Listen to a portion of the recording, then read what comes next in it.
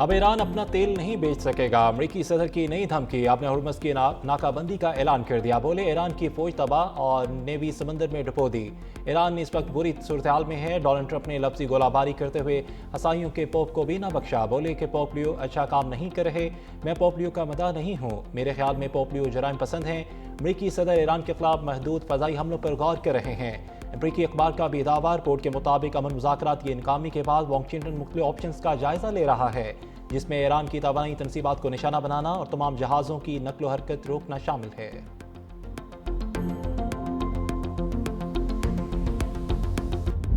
دشمن کو اپنے ہرمز میں موت کے بھنور میں پھنسا دیں گے، ایرانی پاسداران انقلاب کا امریکہ کو منہ توڑ جواب۔ سربراہ ایرانی سیکیورٹی کمیٹی ابراہیم عزیزی کا کہنا ہے کہ ایرانی فوج اپنی آبی سرحدوں کی دفاع کے لیے پوری طرح تیار ہے، اس اہم بحری گزرگاہ پر صرف غیر فوجی جہازوں کو مخصوص قواعد کے تحت گزرنے کی اجازت ہے، خلاف ورزی کی صورت میں فیصلہ کن رد عمل دیا جائے گا۔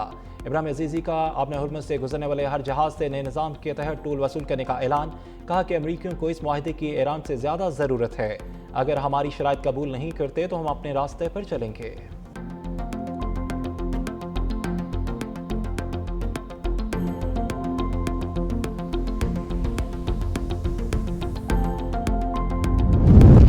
ناکہ بندی کے بعد ٹرمپ جلد $5 والے پیٹرول کو یاد کیا کریں گے، ایرانی سپیکر باقر کلباف کا امریکی صدر کی ہرمز بند کرنے کی دھمکی پر رد عمل، کہا کہ امریکی دھمکیوں کا ہمارے لوگوں پر کوئی اثر نہیں ہوتا، ایران کے عزم کو دوبارہ آزمانے کی کوشش نہ کرو، کسی بھی غلطی کا پہلے سے بڑا سبق سکھائیں گے۔ مذاکرات میں نیک نیتی سے بہترین تجاویز پیش کی، امریکہ جنگ کرے گا تو ایران بھی جنگ کے لیے تیار ہے۔ 47 سال میں پہلی بار امریکہ کے ساتھ براہ راست اعلیٰ سطحی مذاکرات ہوئے۔ ایرانی وزیر خارجہ عباس اراغچی کا کہنا ہے کہ ایران نیک نیتی کے ساتھ مذاکرات میں شریک ہوا، اچھا رویہ اچھے رد عمل کو جنم دیتا ہے، دشمنی سے دشمنی پروان چڑھے گی۔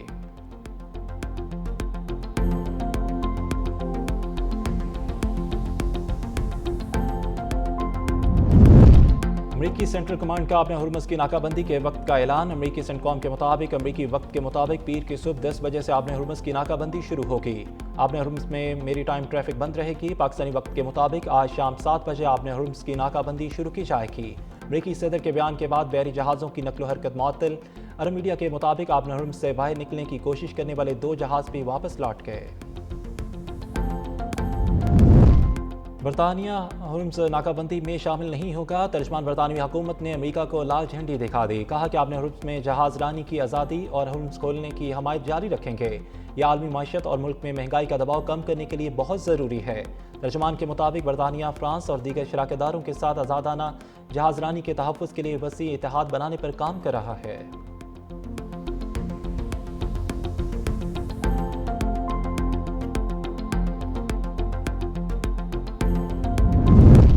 روسی صدر پیوٹن کا ایرانی ہم منصب سے رابطہ، کہا کہ مشرقی وسطی میں امن کی کوششوں میں مدد کے لیے تیار ہیں، تنازع کا سفارتی حل ڈھونڈنا ہوگا، پائیدار امن کے قیام کے لیے ثالثی کے لیے تیار ہیں۔ انہوں نے کہا کہ ایران متوازن اور منصفانہ معاہدے کے لیے تیار ہے، ایسا معاہدہ کرنا چاہتے ہیں جو سیکیورٹی اور استحکام لائے، امریکہ عالمی قوانین کے فریم ورک پہ آمادہ ہو تو معاہدہ مشکل نہیں۔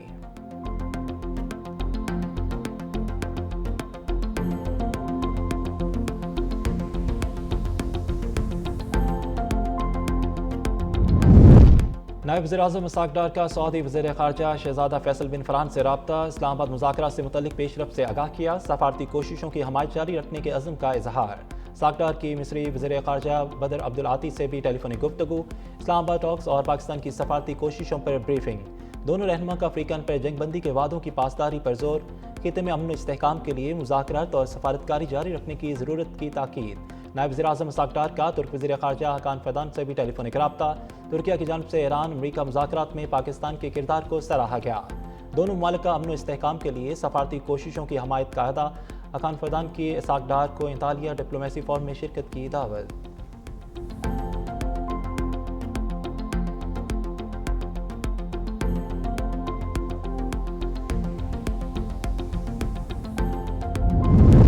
امریکی صدر ٹرمپ مذاکرات میں پاکستانی قیادت کے کردار کے معترف، وزیر اعظم فیلڈ مارشل سید عاصم منیر کی کھل کر تعریف، کہا کہ وزیر اعظم شہباز شریف اور فیلڈ مارشل غیر معمولی صلاحیتوں کی حامل شخصیات ہیں، دونوں کی قیادت میں اسلام آباد میں مذاکرات ہوئے، وزیر اعظم شہباز شریف اور فیلڈ مارشل عاصم منیر کی قدر کرتا ہوں۔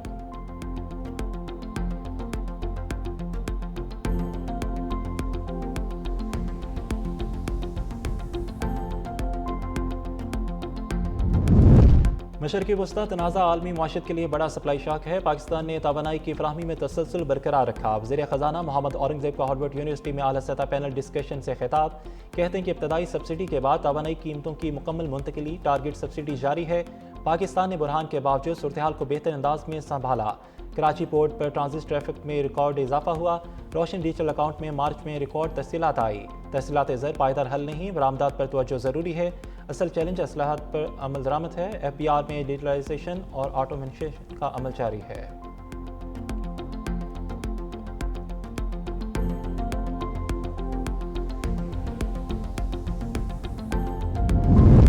امریکی صدر کے ہولمز کی بندش کے اعلان کے بعد عالمی مارکیٹ میں تیل کی قیمتوں میں پھر اضافہ۔ برنٹ کروڈ آئل کی قیمت $103 فی بیرل سے تجاوز کر گئی۔ امریکی صدر کے اعلان کے بعد عالمی اسٹاک مارکیٹس میں بھی شدید مندی۔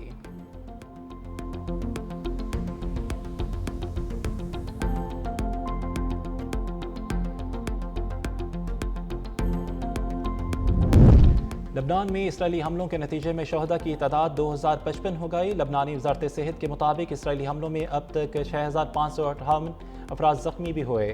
ترکیہ نے اسرائیلی وزیراعظم نیتن یاہو کو عہد حاضر کا ہٹلر قرار دے دیا۔ ترک وزارت خارجہ کا بیان لکھا کہ اسرائیلی وزیراعظم کو جرائم کی بنا پر ہمارے عہد کا ہٹلر قرار دیا گیا۔ بین الاقوامی فوجداری عدالت نیتن یاہو کے خلاف گرفتاری کا وارنٹ بھی جاری کر چکی ہے۔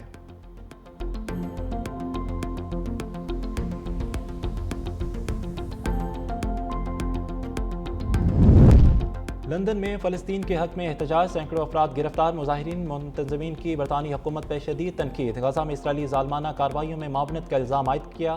پولیس کے مطابق مجموعی طور پر 523 افراد کو گرفتار کیا گیا ہے۔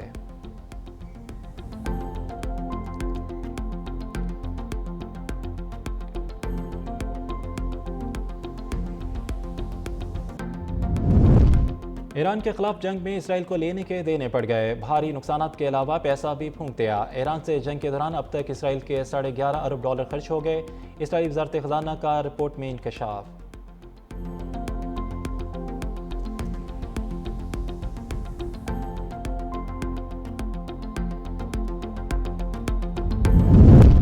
افغان طالبان رجیم آزادی صحافت کا گلا گھونٹنے لگی۔ صحافتی تنظیم AMSO کا شدید رد عمل، صحافیوں پر بڑھتے تشدد، بلا جواز گرفتاریوں کو صحافت کی تباہی قرار دے دیا۔ تنظیم کا زیر حراست صحافیوں کی حالت پر بھی اظہار تشویش۔ ماہرین کا کہنا ہے کہ پابندیوں کے ذریعے آمریت اور ناکام پالیسیوں پر پردہ ڈالا جا رہا ہے۔ افغانستان میں انسانی حقوق کی سنگین پامالیاں معمول بن گئی ہیں۔ پولیو سے پاک پاکستان، وزیر اعلیٰ سندھ نے صوبے میں 7 روزہ پولیو مہم کا آغاز کر دیا۔ خاتون اول آسپا بھٹو زرداری کی ملک گیر پولیو مہم کے دوران عوام سے تعاون کی اپیل۔ کہا کہ آج سے شروع ہونے والی انسداد پولیو مہم میں بھرپور تعاون کریں، یقینی بنائیں کہ ہر بچہ اس بیماری سے محفوظ رہے۔ مہم کا مقصد 5 سال سے کم عمر کے 4.50 کروڑ سے زائد بچوں کو قطرے پلانا ہے۔ اس وائرس کے خلاف جنگ میں پاکستان اہم مرحلے پر کھڑا ہے۔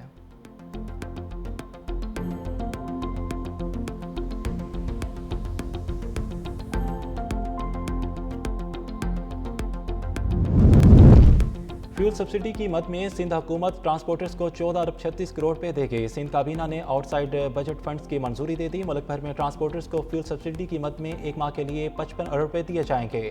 رقم بین اضلاعی پبلک اور فٹ ٹرانسپورٹ کو سبسڈی کی مد میں ملے گی۔ NFC شیئرز کی بنیاد پر صوبوں سے رقم لینے کی تجویز کی مخالفت کی گئی۔